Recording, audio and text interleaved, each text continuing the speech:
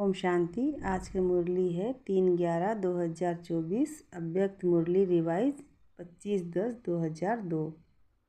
Heading point है ब्राह्मण जीवन का आधार, प्योरिटी की रॉयल्टी।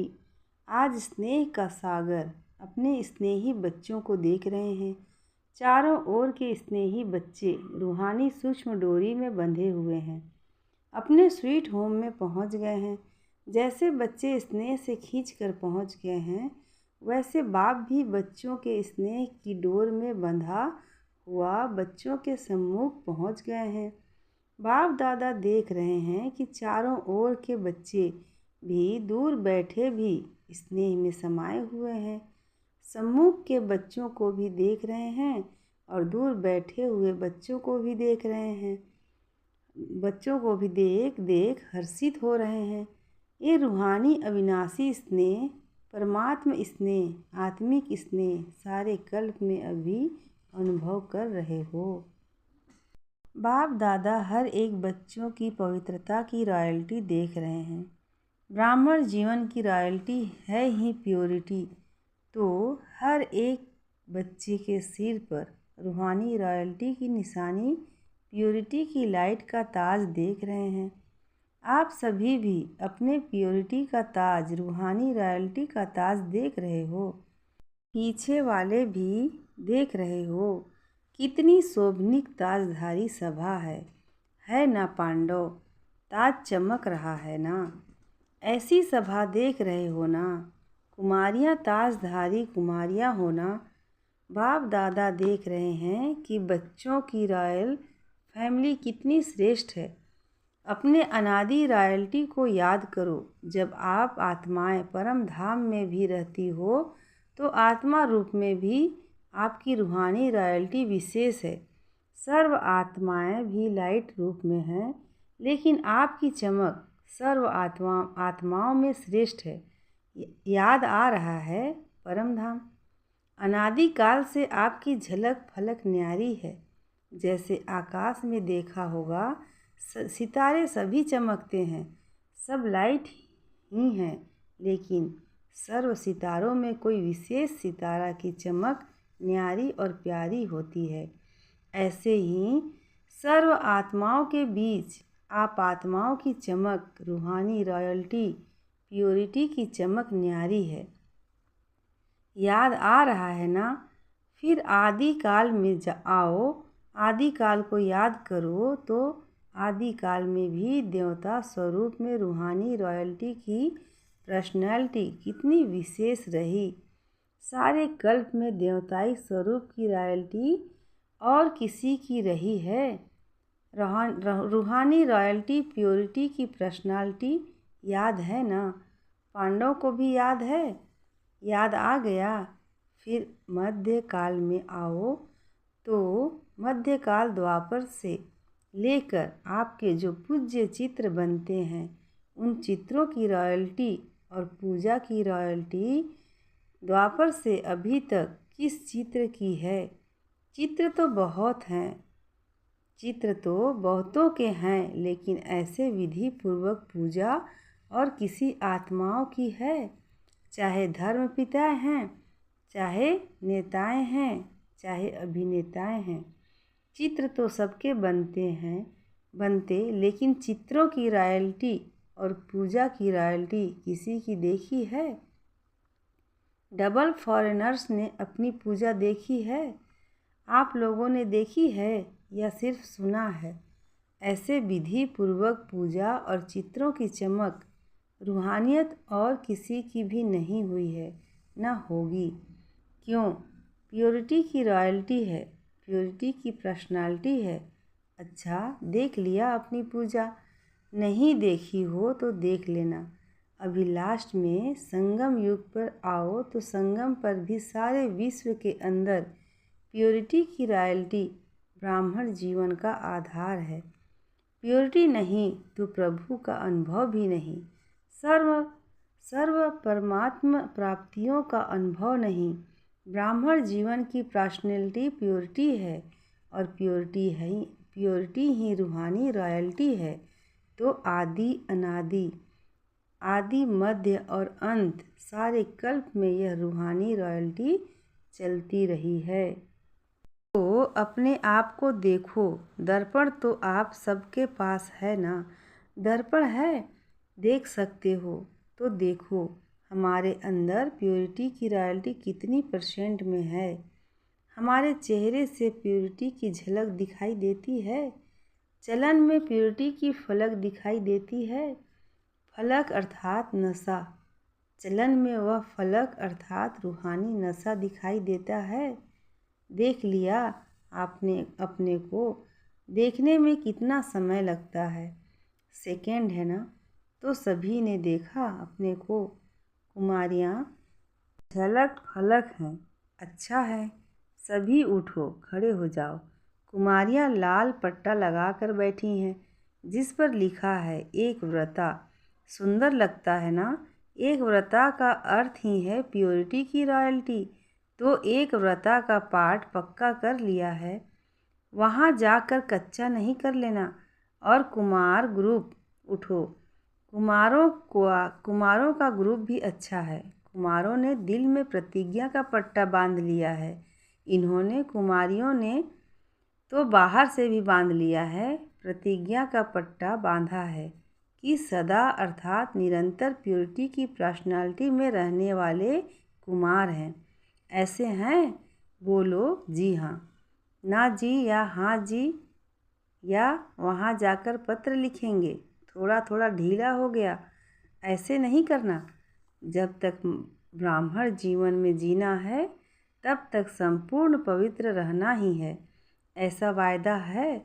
पक्का वायदा है? तो हाथ हिलाओ। टीवी में आपके फ़ोटो निकल रहे हैं।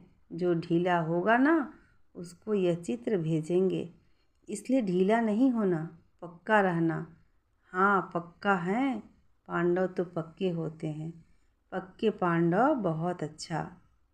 प्योरिटी की वृत्ति है, शुभ भावना, शुभ कामना। कोई कैसा भी हो लेकिन पवित्र वृत्ति अर्थात शुभ भावना, शुभ कामना और पवित्र दृष्टि अर्थात सदा हर एक को आत्मिक रूप में देखना व फरिश्ता रूप में देखना। तो वृत्ति दृष्टि का और तीसरा है। तो वृत्ति दृष्टि और तीसरा है कृति अर्थात कर्म में।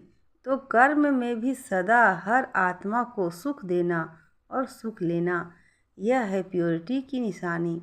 वृत्ति दृष्टि और कृति तीनों में यह धारणा हो।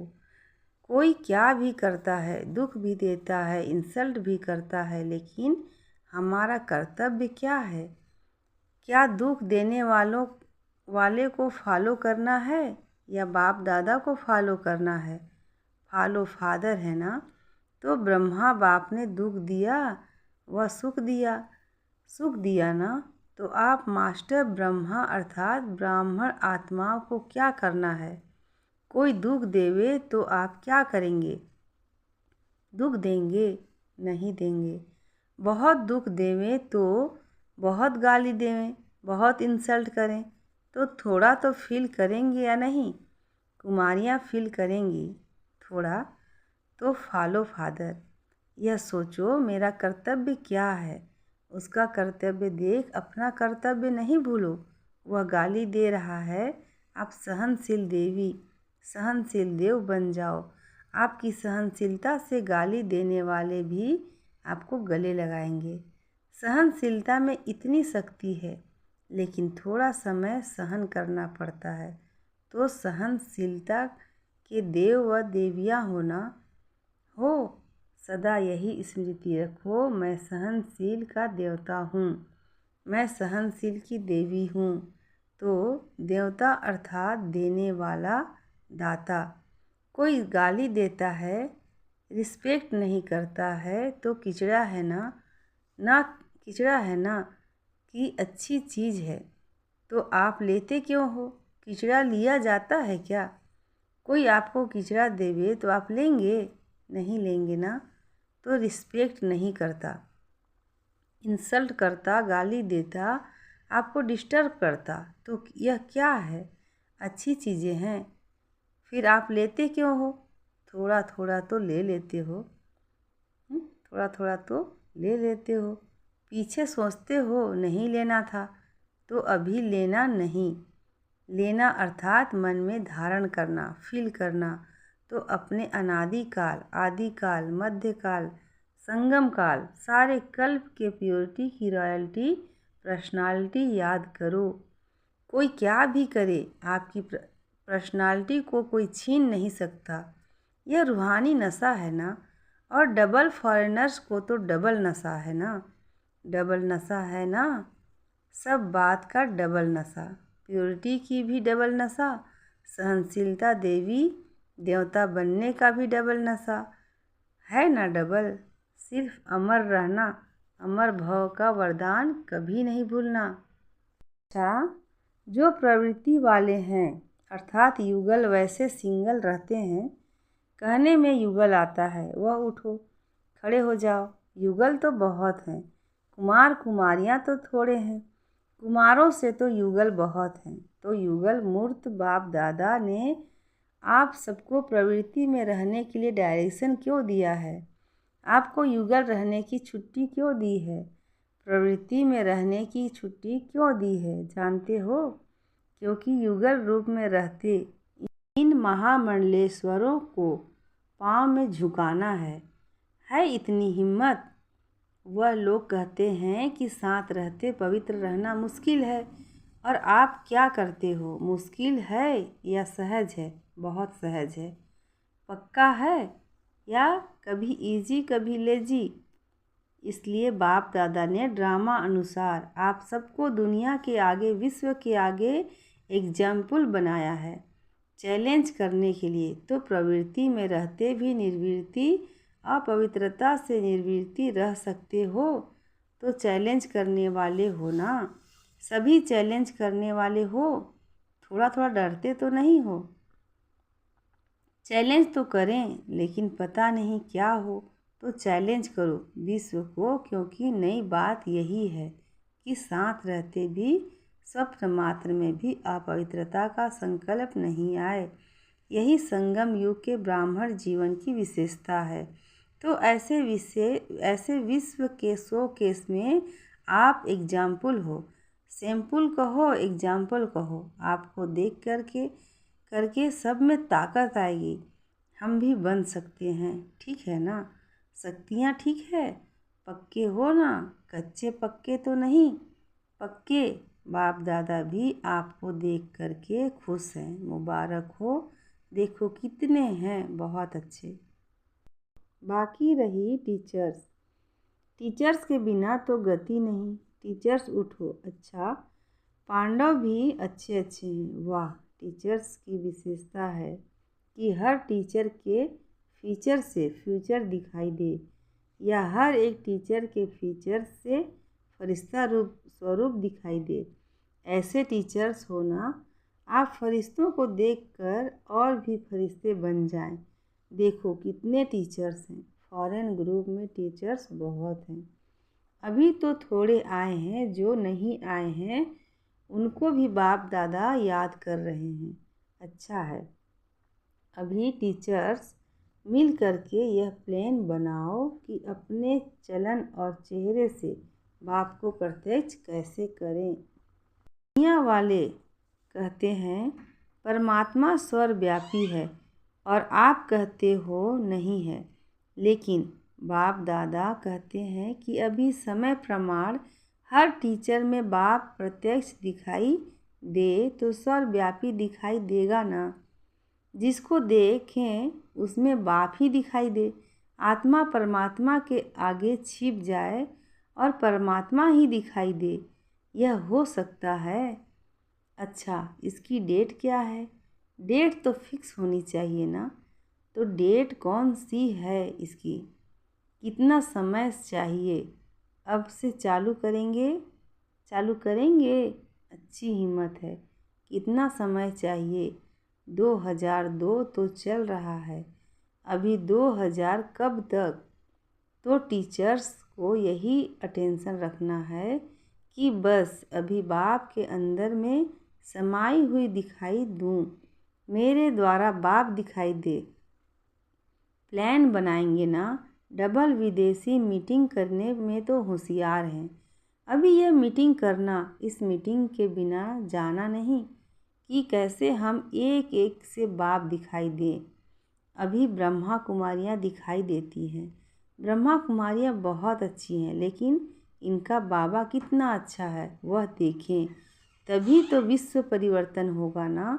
तो डबल विदेशी इस प्लान को प्रैक्टिकल शुरू करेंगे ना? करेंगे पक्का। अच्छा, तो आपकी दादी है ना, उसकी आशा पूर्ण हो जाएगी, ठीक है ना? अच्छा, देखो डबल विदेशी कितने सेवाधारी हो, आपके कारण सबको याद प्यार मिल रहा है। बाप दादा को भी डबल विदेशियों से ज़्यादा तो नहीं कहेंगे, लेकिन स्पेशल प्यार है। क्यों प्यार है? क्योंकि डबल विदेशी आत्माएं जो सेवा के निमित्त बन गए हैं, वह विश्व के कोने कोने में बाप का संदेश पहुंचाने के निमित्त बने हुए हैं। नहीं तो विदेश की आत्माएं चारों ओर की प्यासी रह जाती। अभी बाप को उलाहना तो नहीं मिलेगा ना कि भारत में आए, विदेश में क्यों नहीं संदेश दिया। तो बाप का उलाहना पूरा करने के निमित्त बने हो। और जनक को तो उमंग बहुत है, कोई देश रह नहीं जावे। अच्छा है, बाप का उलाहना तो पूरा करेंगे ना। लेकिन आप दादी जान की साथियों को थकाती बहुत हो। थकाती है ना जयंती, थकाती नहीं है, लेकिन इस थकावट में भी मौज समाई हुई होती है। पहले लगता है कि यह बार बार क्या है, लेकिन जब भाषण करके दुआएं ले आते हैं ना, तो चेहरा बदल जाता है। अच्छा है, दोनों दादियों में उमंग उत्साह बढ़ाने की विशेषता है। शांत करके बैठ नहीं सकते, सेवा अभी रही हुई है तो है ना। अगर नक्शा लेके देखो, चाहे भारत में चाहे विदेश में, अगर नक्शे में एक एक स्थान पर राइट लगाते जाओ तो दिखाई देगा कि अभी भी रहे हुए हैं। इसलिए बाप दादा खुश भी होते हैं और कहते भी हैं, ज़्यादा नहीं थकाओ, आप सब सेवा में खुश हो ना। अभी यह कुमारियाँ भी तो टीचर बनेंगी ना। तो जो टीचर हैं वह तो हैं ही, लेकिन जो टीचर नहीं हैं वह टीचर बन के कोई ना कोई सेंटर संभालेंगी ना, हेड्स बनेंगी ना। डबल विदेशी बच्चों को दोनों काम करने का अभ्यास तो है ही, जॉब भी करते हैं, सेंटर भी संभालते हैं। इसलिए बाप दादा डबल मुबारक भी देते हैं। अच्छा, चारों ओर के अति स्नेही, अति समीप, सदा आदिकाल से अब तक रॉयल्टी के अधिकारी, सदा अपने चेहरे और चलन से प्योरिटी की झलक दिखाने वाले, सदा स्वयं को सेवा और याद में तीव्र पुरुषार्थ द्वारा नंबर 1 बनने वाले, सदा बाप के समान सर्वशक्ति सर्वगुण संपन्न स्वरूप में रहने वाले, ऐसे सर्व तरफ के हर एक बच्चे को बाप दादा का याद प्यार और नमस्ते। और हम बच्चों की तरफ से माता पिता बाप दादा को याद प्यार, गुड मॉर्निंग और नमस्ते। विदेश की मुख्य टीचर्स बहनों ने से सभी ने सेवा के प्लान अच्छे बनाए हैं ना। क्योंकि सेवा समाप्त हो तब आपका राज्य आए, तो सेवा का साधन भी आवश्यक है, लेकिन मनसा भी हो, वाचा भी हो, साथ साथ हो। सेवा और स्व उन्नति दोनों ही साथ हो, ऐसी सेवा सफलता को समीप लाती है। तो सेवा के निमित्त तो हो ही, और सभी अपने अपने स्थान पर सेवा तो अच्छी कर ही रहे हो। बाकी अभी जो काम दिया है उसका प्लान बनाओ, उसके लिए क्या क्या स्वयं में वह सेवा में वृद्धि चाहिए, एडिशन चाहिए, वह प्लान बनाओ। बाकी बाप दादा सेवाधारियों को देख करके खुश तो होते ही हैं। सभी अच्छे सेवा केंद्र उन्नति को पा रहे हैं ना। उन्नति है ना, अच्छा है, अच्छा हो रहा है ना। हो रहा है और होता रहेगा। अभी सिर्फ जो अलग अलग बिखरे हुए हैं उनके संगठन करके उन्हों को पक्का करो। प्रैक्टिकल सबूत सबके आगे दिखाओ। चाहे कोई भी सेवा कर रहे हो, भिन्न भिन्न प्लान बनाते हो, कर भी रहे हो ना, अच्छे चल भी रहे हैं। अभी उन सभी का ग्रुप एक सामने लाओ, जो सेवा का सबूत सारे ब्राह्मण परिवार के सामने आ जाए। ठीक है ना? बाकी सभी अच्छे हो, अच्छे ते अच्छे हो। अच्छा, ओम शांति। आज का वरदान है, 3 स्मृतियों की तिलक द्वारा श्रेष्ठ स्थिति बनाने वाले अचल अडोल भव। 3 स्मृतियों के तिलक द्वारा श्रेष्ठ स्थिति बनाने वाले अचल अडोल भव।